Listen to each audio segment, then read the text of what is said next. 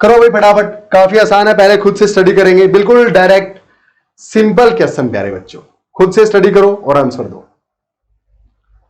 I hope आप सबने try किया होगा प्यारे बच्चों। तो चलिए इसको करते हैं स्टार्ट। काफी आसान सा है क्वेश्चन। देखो भाई, डिफाइन एन इक्विपोटेंशियल सरफेस, कर देंगे surface at every point of which the electric potential is same प्यारे बच्चों is known as equipotential surface.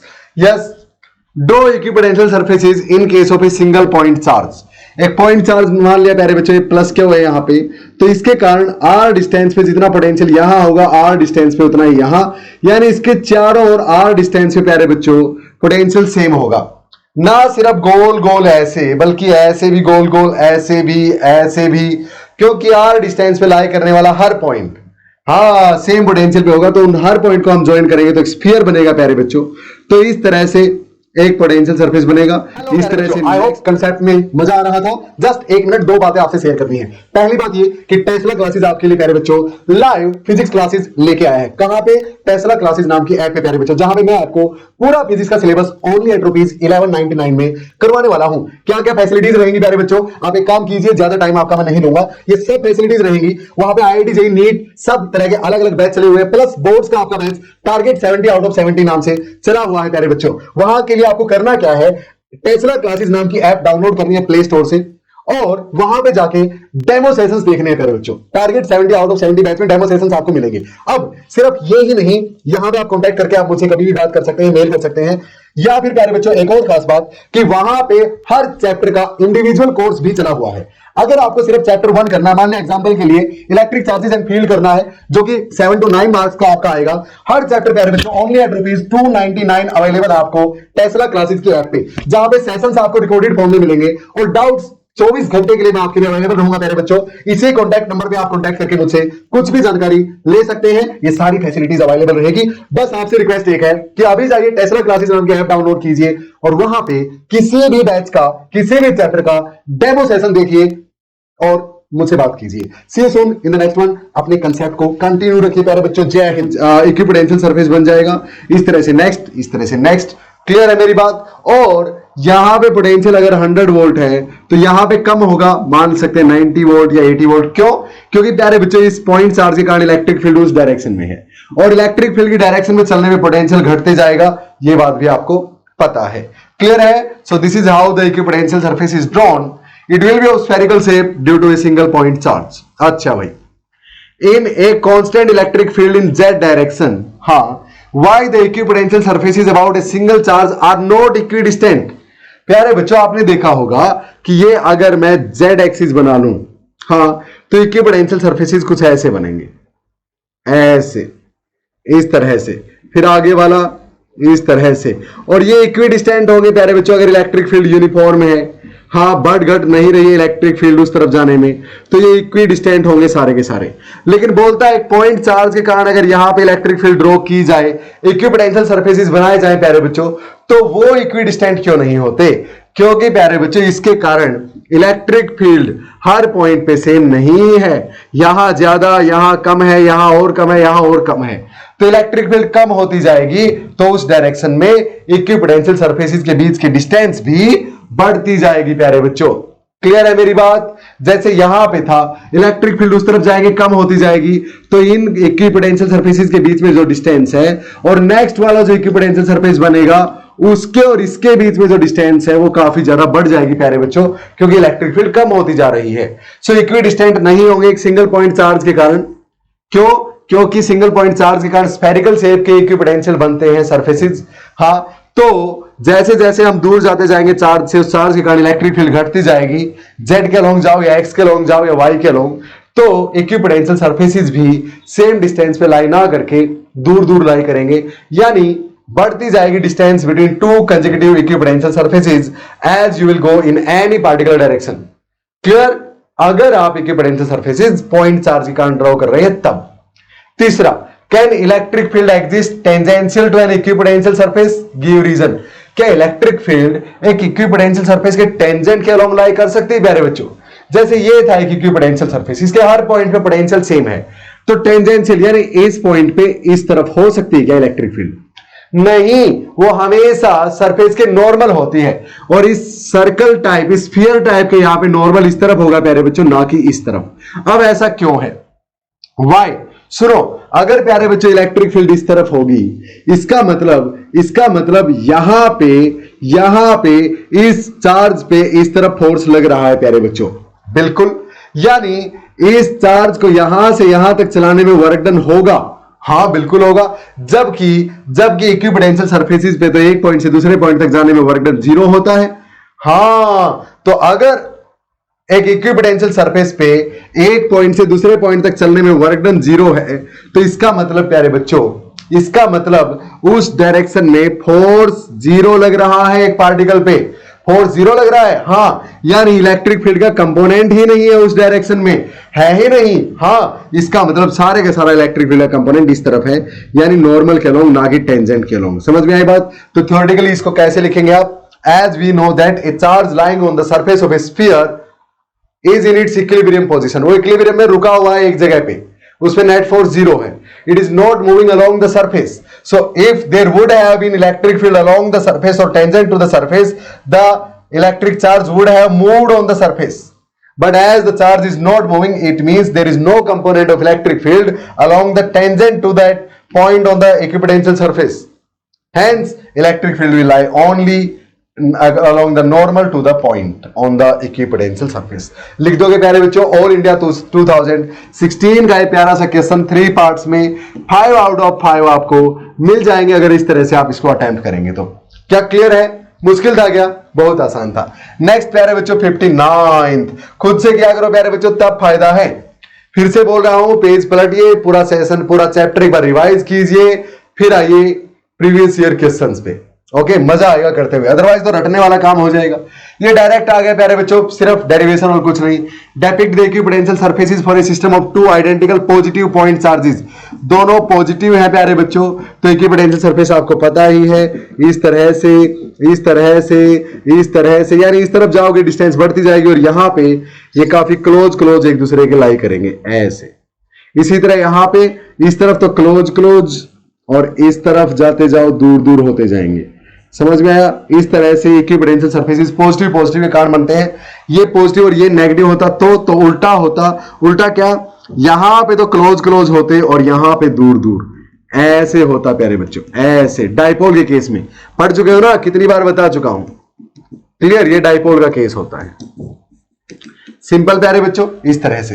तो अपना आंसर ये रेड वाली लाइंस यहां पे, first part done. Now deduce the expression for the potential energy. भैया अब एक्सटर्नल इलेक्ट्रिक फील्ड में रखे चार्जेस आपको पता है, पहले भी कर चुके हैं। डेरिवेशन है सिंपल, एक तो पोटेंशियल एनर्जी होगी K Q1 Q2 बाई में distance between both of them R12 plus में एक वर्क डन यानी Q इंटू V, किसके कारण, किसके अगेंस्ट प्यारे बच्चों, किसके अगेंस्ट? इलेक्ट्रिक फील्ड एक्सटर्नल जो उसके अगेंस्ट, यानी Q इंटू V1, हाँ, प्लस में Q इंटू V2 प्यारे बच्चों। ये V1 किसकी? R1 वाले पे, और ये V2 किस पे? R2 वाले पे। क्लियर? याद है, ये डेरिवेशन किया था सेशंस में, काफी इजी वन। चले आगे, तो ये I hope it is quite clear to all of you. Question number 59 Delhi 2010, सिर्फ थ्योरी बेस्ड क्वेश्चन था प्यारे बच्चों, और कुछ नहीं, इसमें न्यूमेरिकल वैल्यू आपको यूज करनी। नेक्स्ट, हाँ, question number 60 CBSE sample question paper 2020-21 का एक क्वेश्चन प्यारे बच्चों। अरे हाँ, वो 3 मार्क्स में था प्यारे बच्चों, सॉरी, ये वाला 3 मार्क्स में था। सो 3 आउट ऑफ 3 आपको मिल जाएंगे। 3 पॉइंट्स है, नहीं इससे पिछला यार, क्या बात करते हो। हाँ, 3 आउट ऑफ 3। ओके, तीनों पार्ट 1 मार्क ईच, तो 5 मार्क्स आपको मिल जाएंगे, 3 मार्क्स आपको मिल जाएंगे। अब आगे चलते हैं, इस क्वेश्चन पे आते हैं भैया, ये वाले में 68th क्वेश्चन क्या बोलता है भाई? Establish the relation between electric field and potential at a point. E is equal to minus dV by dr होता है, ये आपको डिराइव करना है। सिंपल डायरेक्ट डेरिवेशन भैया। Draw the equipotential surface for an electric field pointing in z direction. Positive z direction की तरफ electric field है प्यारे बच्चों, with its magnitude increasing at constant rate along minus z direction. अब सुनो भैया, ये मैं z मान लेता हूं, ये z एक्सिस मान लेता हूं। बोल रहा है इलेक्ट्रिक फील्ड लगातार बढ़ती जा रही है माइनस z की तरफ, यानी प्लस z की तरफ जाने पे इलेक्ट्रिक फील्ड लगातार घटती जाएगी। अगर इलेक्ट्रिक फील्ड घटती जाएगी प्यारे बच्चों, तो z के किसी पॉइंट पे इलेक्ट्रिक फील्ड हर जगह पे सेम है, तो यहां पे एक इक्विपोटेंशियल सरफेस ऐसा बनेगा, ये पूरी प्लेन इक्विपोटेंशियल सरफेस का काम करेगी जो इलेक्ट्रिक फील्ड के परपेंडिकुलर है। इलेक्ट्रिक फील्ड ऊपर की तरफ है, पॉजिटिव एक्स की तरफ है, पॉजिटिव जेड की तरफ है, लेकिन घटती जा रही है। तो पहला इक्विपोटेंशियल सरफेस अगर मैं यहां बनाऊंगा प्यारे बच्चों इस तरह से, तो दूसरा अगर मैं यहां बनाऊंगा तो इलेक्ट्रिक फील्ड लगातार घटती जा रही है, तो इनके बीच में डिस्टेंस जो है इक्विपोटेंशियल सरफेसेस के बीच बढ़ती जाएगी अगर इलेक्ट्रिक फील्ड घटती जाएगी। तो देखो माइनस जेड के अलोंग बढ़ती जा रही है, यानी नीचे की तरफ जाओगे तो बढ़ती जाएगी इलेक्ट्रिक फील्ड। ऊपर जा रहे हैं हम तो, क्योंकि इक्विपोटेंशियल सरफेसेस तो प्लस जेड की डायरेक्शन में ड्रॉ करने हैं। हाँ अच्छा, तो प्यारे बच्चों और ऊपर जाऊंगा तो इलेक्ट्रिक फील्ड और कम, तो equipotential surfaces next to equipotential surfaces के बीच डिस्टेंस और ज्यादा यहां कहीं बना दो। समझ में आया? तो इनके बीच जो डिस्टेंस थी इससे कहीं ज्यादा डिस्टेंस इनके बीच, और इनके बीच फिर और कहीं ज्यादा डिस्टेंस हो जाएगी। समझ में आया? इस तरह से बना सकते हो। अगर इलेक्ट्रिक फील्ड होती यूनिफॉर्म, ना घट रही ना बढ़ रही जेड के अलोंग, तो प्यारे बच्चों ये और फिर नेक्स्ट इतनी ही डिस्टेंस पे फिर से बन जाएगा, फिर इतनी ही डिस्टेंस पे फिर से, यानी इक्विपोटेंशियल सरफेसेस के बीच में डिस्टेंस सेम होगी अगर आप यूनिफॉर्म इलेक्ट्रिक फील्ड में इक्विपोटेंशियल सरफेसेस एक पार्टिकुलर डायरेक्शन में बना रहे हो प्यारे बच्चों। अब अगली बात, पोटेंशियल की डायरेक्शन क्या है? देखो इलेक्ट्रिक फील्ड उस तरफ जाने में घट रही है, हाँ तो पोटेंशियल बिल्कुल इलेक्ट्रिक फील्ड जिस डायरेक्शन में होती है प्यारे बच्चों उस डायरेक्शन में चलने में पोटेंशियल घटते जाएगा। यानी उस तरफ इलेक्ट्रिक फील्ड की डायरेक्शन है तो पोटेंशियल यहां पे अगर 100 वोल्ट है तो यहां पे 80 वोल्ट, यहां पे 60 वोल्ट अगर यूनिफॉर्म इलेक्ट्रिक फील्ड है। तो अगर नॉन यूनिफॉर्म है तो वैल्यूज इक्वली चेंज नहीं होंगी, अलग अलग अमाउंट में होंगी। क्या मेरी बात क्लियर है सबको? आई hope it is quite clear. Now, after taking 5 out of 5 in this very easy question, let us come to question number 61. फिर से क्या आ गया प्यारे बच्चों? डेरिवेशन आ गया पोटेंशियल एनर्जी का। ये कम से कम 6ठी बार आया ये question. Define electrostatic potential energy at a point, right it's SI unit. SI unit लिख दो जूल। डिफाइन करो electrostatic potential energy. Electrostatic potential energy of a system of charges at any point is equal to total work done to ensemble those charges from infinity to their respective points. इन सभी charges को infinity से उठा के यहां पे रखने के लिए जो वर्क डन आपको करना पड़ा इलेक्ट्रोस्टैटिक फोर्सेस के अगेंस्ट, वो यहां पे इस सिस्टम की पोटेंशियल एनर्जी की फॉर्म में स्टोर हो जाता है प्यारे बच्चों। Write the expression for the electrostatic potential energy of this system. लिख दोगे भैया? क्या आएगा? U is equal to K Q1 Q2 by में R 1 और 2 के बीच, प्लस में K Q2 Q3 बाई में R 2 और 3 के बीच, प्लस में K Q1 Q3 R 1 और 3 के बीच। पता है कैसे डिराइव होगा ये? बिल्कुल आसान। डेरिवेशन पेज पलटो, पीछे जाओ, कर दो फटाफट। Next, depict the equipotential surfaces due to an electric dipole. अभी पिछली स्लाइड में करवाया था, ये भी काफी बार आ चुका आज ही। Two identical negative charges separated by a small distance. Identical negative है तो जैसा आइडेंटिकल पॉजिटिव्स के कारण होता है इक्विपोटेंशियल सरफेस, वैसे ही नेगेटिव्स का बन जाएगा प्यारे बच्चों। अभी करवाया था, ये देखो, ये तो डाइपोल का था भैया, ये तो डाइपोल का था, और ये रेड वाला पॉजिटिव चार्जेस का था, या फिर नेगेटिव का भी ले सकते हो, सेम आएगा। Clear? I hope it is quite clear. ये याद रख लेना, एग्जाम में 1 मार्क में काफी पूछता है भैया। Question number 62 on your screen पहुंच करेंगे सभी बच्चे और फटाफट सोल्व करेंगे। क्या बोलता है देखो भाई, 2 पॉइंट चार्जेस है plus q and minus q are located at point 0 0 minus a and 0 0 plus a. अच्छा, तो मैं जेड एक्सिस इस तरफ मान लेता हूं, जेड एक्स इस तरफ प्यारे बच्चों और वाई इस तरफ, वाई एक्स जेड। 0 0 माइनस ए यानी जेड के नेगेटिव पे 0 0 माइनस ए है, और यहां पे चार्ज है प्लस क्यू यहां पे रखा है। अच्छा भाई, ए पॉइंट पे।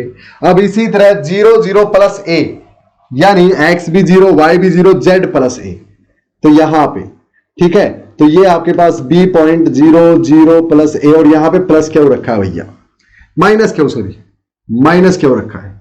ठीक है भाई, रख दो सर। तो माइनस क्यू यहां पे रखूंगा। बोलो पूछ क्या रखा है? Find the electrostatic potential at 0 0 Z and 0 X Y 0 0 0 Z. Z कोई पॉइंट है प्यारे बच्चों, ये मान लेता हूं। कर चुके गए क्वेश्चन? कर चुके सर। ये 0 0 जेड पॉइंट है भाई।